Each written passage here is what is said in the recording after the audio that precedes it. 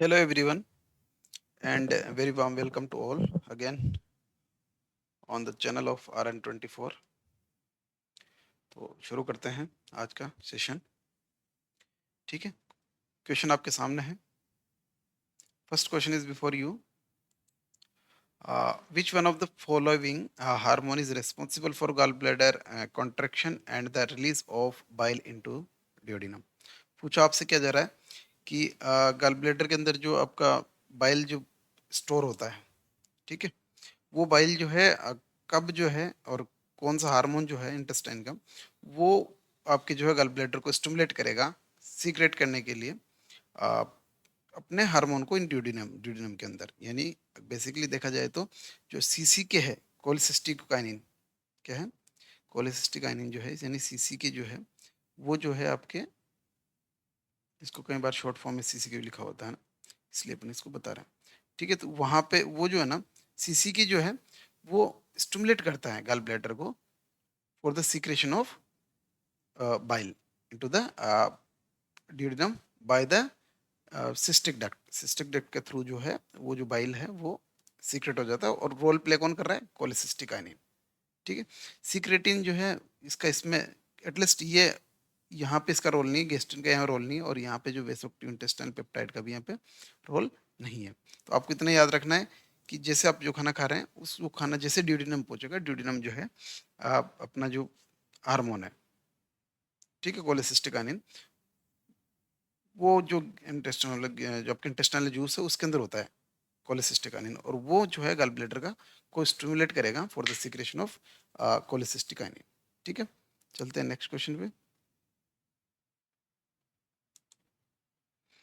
The volume of air remaining in the lungs after a normal expiration is called। ठीक है, यहाँ पे बहुत सारी चीजें हैं जो आपको समझने की कोशिश करनी है। बेसिकली फिलहाल ये जो क्वेश्चन पूछा गया इसकी अपन बात कर लेते हैं। तो volume of air remaining in the lungs after normal expiration, आपसे कहा यह जा रहा है कि पर्सन ने जो है इंस्पायरेशन किया नॉर्मल, और नॉर्मल एक्सपायरेशन भी उसने कर लिया। अब जो है उसके लंग्स में कौन सी एयर बच गई है? ये जो नॉर्मल एक्सपायरेशन के बाद जो बची हुई एयर है उसे अपन क्या कहेंगे? तो this is called functional residual volume. क्या कहेंगे? फंक्शनल रेजिडुअल वॉल्यूम आप कह सकते हो, ये कैपेसिटी आप कह सकते हैं। अब यहाँ क्या हो रहा है, देखो पांच सात चीजें हैं, अगर आप थोड़ा सा 2 मिनट के लिए थोड़ा कंसंट्रेट करेंगे तो समझ जाएंगे आप। देखो बेसिकली क्या होना है, रेजिडुअल वॉल्यूम वो वॉल्यूम होती है जो कितना भी आप जोर लगा लें आपके लंग्स से can not remove from the lungs, can not remove from the lungs, यानी इसको आप लंग्स से रिमूव नहीं कर सकते। यानी कितना भी आप एक्सपायरेटरी फोर्स उस पर ऊपर डाल दें वो लंग्स में ही बची रहेगी। This is called residual volume. ठीक है, और इसके साथ जो है ना, देखो अब इसमें पांच सात चीजें हैं, थोड़ा सा टाइम देंगे अपन और इसको थोड़ा एक्सप्लोर कर ही लेते हैं। ठीक है,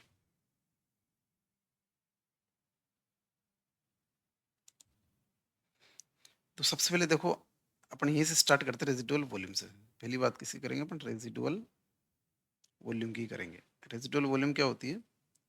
ऐसी वॉल्यूम होती है लंग्स की जिसको कैन नॉट एक्सपायरेट, है ना।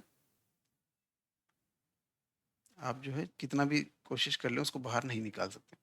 अब इसके साथ जो है ना, देखो फोर्स्ड एक्सपायरेटरी रिजर्व वॉल्यूम, ये चीज आपको ध्यान रखनी है। Forced expiratory reserve volume,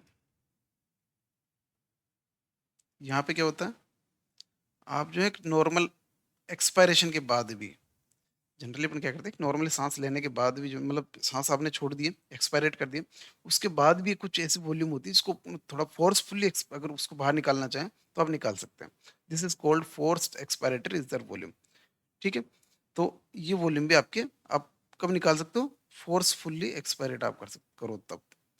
forcefully expiration अगर अपन करेंगे तो ये वॉल्यूम जो है बाहर निकल जाएगी। ठीक है, तो यानी आप मान सकते हो इन दोनों का जो सम है, यानी इसको अपन ए कहें और इसको बी कहें। ठीक है, तो ए और बी दोनों मिला के A plus B is equal to functional residual volume. ये आपको इतना सा याद एटलीस्ट रखना है। तो यहाँ कहा क्या, अब फंक्शनल रेजिडुअल वॉल्यूम तो वो है जब नॉर्मल आपने एक्सपायरेशन कर दिया। अब अगर आप कहें टाइडल वॉल्यूम, तो टाइडल वॉल्यूम वो वॉल्यूम होती है जो एक बार में नॉर्मल इंस्पायरेशन के बाद जो है अपन एक्सपायरेट करते हैं। What is the tidal volume? Tidal volume ऐसी वॉल्यूम होती है हवा की या एयर की, वो वॉल्यूम होती है जो अपन नॉर्मल इंस्पायरेशन के बाद एक्सपायरेट करते हैं। ठीक है, तो अगर अपन बात करें तो ए तो ही गया, ए तो आप ए ऐसी एयर की वॉल्यूम है जिसको आप बाहर नहीं निकाल सकते। बी जो है वो फोर्सफुली बाहर निकाल सकते हो। और नॉर्मली इंस्पायरेशन के बाद अगर अपन बात करें, अगर मैं आपसे कहूँ कि नॉर्मल इंस्पायरेशन में अगर आपने एक नॉर्मली सांस ले लिया है, इंस्पायरेट कर लिया है, तो उसके बाद आपके हार्ट के मतलब आपके लंग्स के अंदर कौन कौन सी नॉर्मल इंस्पायरेशन के बाद जो है कौन कौन सी वॉल्यूम आपको अंदर देखने को मिलेगी? तो कौन कौन सी हो जाएगी? ए प्लस बी प्लस सी। ये हो जाती है नॉर्मल इंस्पायरेशन के बाद कितनी वॉल्यूम आपके कितनी वॉल्यूम आपके लंग्स में बनी रहेगी। ठीक है, चले next. Next question is before you. Kussmaul sign is a clinical feature of, जो है कुस्मोल साइन जो है उसका क्लिनिकल फीचर क्या होता है? ठीक है, अब कुस्मोल साइन का क्लिनिकल फीचर क्या होगा? बताओ जी। सबसे पहले तो अपना जो अपने सामने क्वेश्चन है वो है कुस्मोल साइन होता क्या है। फिर अपन जो है उसको आगे पढ़ेंगे कौन सी डिजीज में या कौन सी एबनॉर्मलिटीज में जो है कुस्मोल साइन देखने को मिलता है। तो आप एक बार इस स्लाइड पे आ जाइए। सबसे पहले आप यहाँ देखो, देखो व्हाट हैपन्स नॉर्मली। नॉर्मली क्या हो रहा है ये आपको बताया जा रहा है यहाँ पे। नॉर्मली क्या होता है कि जब आप इंस्पायरेशन कर रहे हैं, जब आप सांस लेते हैं, तो जुगुलर वीनस प्रेशर यानी जो आपकी जो गले के अंदर जो वीनस ड्रेन मतलब वीनस ब्लड को वापस ड्रेन करके लेके आती है ब्रेन से, जो है हेड से जो है वीनस ब्लड को हार्ट में ड्रेन करने के लिए जो आती है उसको अपन क्या कह रहे हैं? जुगुलर वेन कहती है। कहते कह रहे हैं ना, जुगुलर वेन कह रहे हैं। तो जनरली क्या होता है इंस्पायरेशन के दौरान जो है ना जुगुलर वेन का जो प्रेशर है वो रिड्यूस होता है यानी कम होता है। क्यों होता है? अब उसके पीछे रीजन है। जिससे आप इंस्पायरेशन करेंगे ना तो आपके जो थोड़े केविटी है वो एक्सपेंड होगी। थोड़ी सी केविटी एक्सपेंड होगी तो वहां पे क्या होगा? आपके नेगेटिव इंट्राथोरेसिक प्रेशर क्रिएट होगा और उस वजह से थोड़ा रिलीज मिलेगा। किसको? Increase right ventricular feeling. Right ventricle की जो फीलिंग है ना वो बढ़ेगी।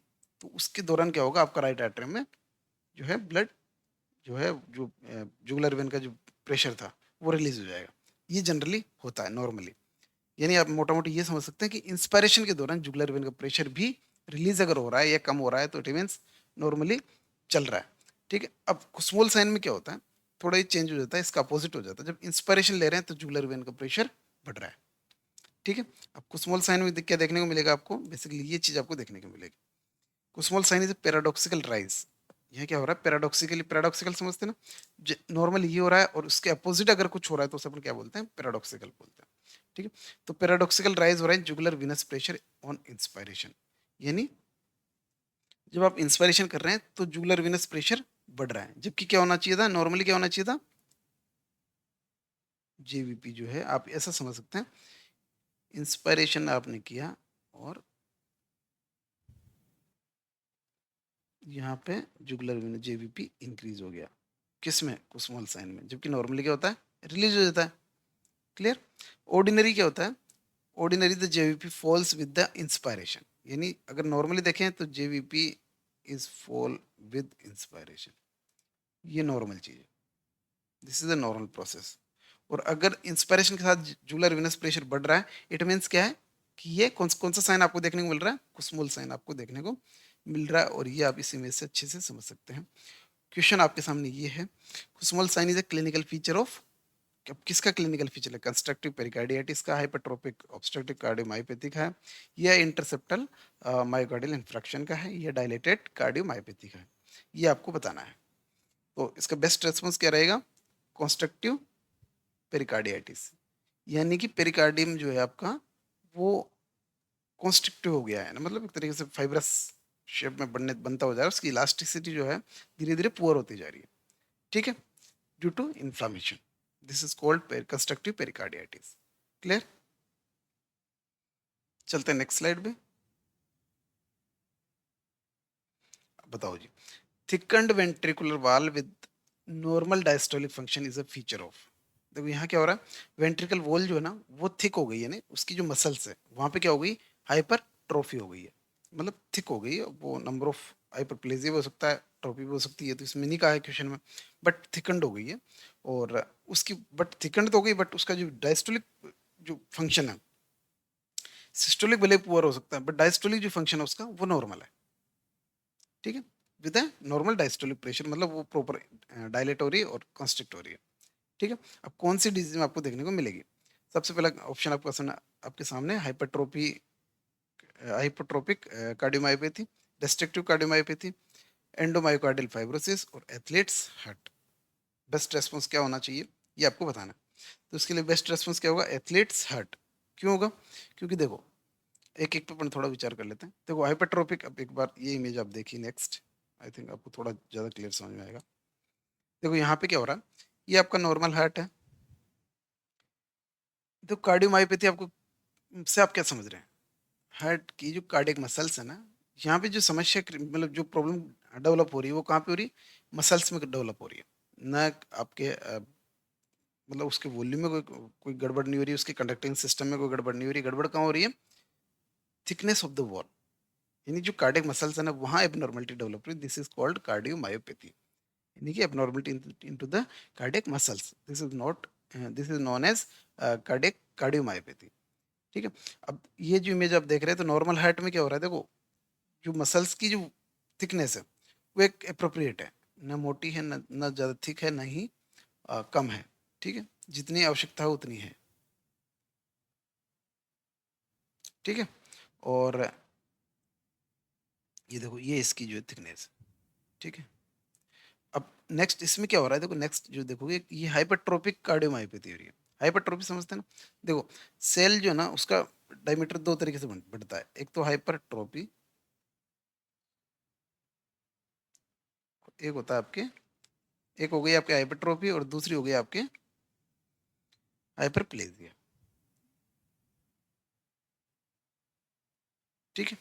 तो हाइपरट्रोपी में तो क्या होता है जनरली, जो सेल की जो साइज है वो बढ़ जाती है। यहाँ क्या होगा? Increase in size of cell, increase size of cell. और यहाँ क्या हो जाता है? Increase number of cell. यानी कि आप ये समझते हैं कहीं पे भी सेल ग्रोथ होती है, दो तरह की फॉर्मेशन से या दो तरह की फंक्शनिंग से हो सकती है। या तो वहाँ पे हाइपरट्रोफी हो रही है या वहाँ पर हाइपरप्लेजिया हो रहा है। अगर हाइपरट्रोफी हो रही है तो जो सेल साइज है वो इंक्रीज हो रही है, नंबर ऑफ सेल उतने की उतनी ही है। जबकि प्लेजिया की बात करें तो यहाँ क्या हो रहा है? सेल की साइज तो उतनी की उतनी, बट नंबर ऑफ सेल्स बढ़ रही है, ठीक है। तो यहाँ पे क्या हो रहा है? आपके हाइपरट्रोपिक कार्डियोमायोपैथी में जो सेल्स की जो कार्डियो मतलब कार्डियक मसल्स की जो सेल्स है उनकी साइज में इनलार्जमेंट हो रहा है। इस वजह से जो है, जो आपकी मसल्स है वो बहुत ज़्यादा ग्रोथ कर गई है। और मतलब ये जो वॉल्यूम है, मतलब ये जो स्पेस है ना, आप ये समझ सकते हैं जैसे ये आपके राइट वेंट्रिकल है, ठीक है। तो इसने राइट वेंट्रिकल स्पेस एकदम खत्म कर दिया अंदर। मतलब मसल्स की थिकनेस इतनी ज़्यादा हो गई कि यहाँ पे जितने वो बने हुए थे आपके वेंट्रिकल्स, वो वेंट्रिकल्स की वॉल्यूम जो है ना, या उनका जो जगह है, जो उनकी साइज थी वो एकदम से कॉन्स्ट्रिक्ट हो गई है, सिकुड़ गई है, ठीक है। तो यहाँ पे ये है आपके सामने किसका एग्जांपल? हाइपरट्रोपिक कार्डियोमायोपैथी का। नीचे देखो, नॉर्मल हार्ट ऐसा होना है आपका। डायलेटेड में क्या हो रहा है? वॉल की थिकनेस तो उतनी है बट इनकी साइज कम हो गई ऑटोमेटिकली, ठीक है।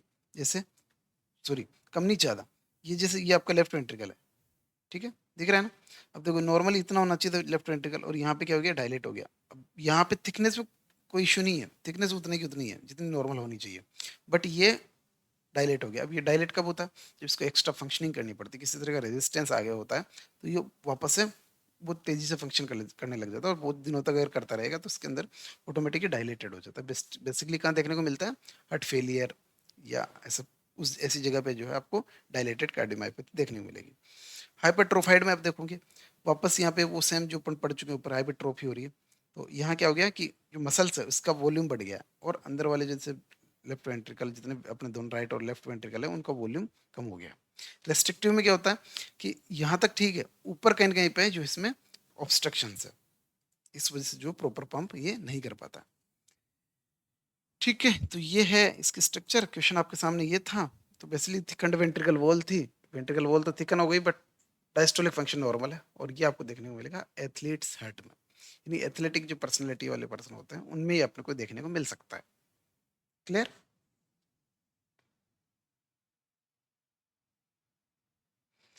नेक्स्ट क्वेश्चन आपके सामने है, the most common noun pancreatic site for tumour distribution in Zollinger Allison syndrome. कई बार पूछा गया एग्जाम में सवाल, ठीक है। आपको देख के बताना है कि इसका बेस्ट रेस्पॉन्स क्या होगा। The most common noun pancreatic site for tumour distribution in Zollinger Allison syndrome is, कौन सा होगा? कौन सी मोस्ट कॉमन साइट होगी नॉन पेनक्रिएटिक? तो कौन सी हो जाएगी आपकी? डियोडिनम। क्यों हो जाएगी? देखो, जोलिंगर एलिसन जो सिंड्रोम है ना, उसमें क्या होता है, एक ट्यूमर डेवलप होती है। जनरली क्या होता है, एक ट्यूमर डेवलप होती है, और ये बेसिकली जो है पेनक्रियाज की डिजीज है। क्या है? Tumour development into the tumour development into the pancreas. ठीक है, this is the Zollinger Allison syndrome. अब ये कह रहा है कि ये यहाँ तो हो ही रहा है, इससे आगे कहाँ एक्सटेंड हो सकता है ये? नॉन पेनक्रेटिक साइट पूछ रहा है। आपको कीवर्ड पे ध्यान देना है, keyword is the non pancreatic site for the tumour distribution. और वो कहाँ देखने को मिलेगी आपको? ड्यूडिनम में। क्यों मिलेगी?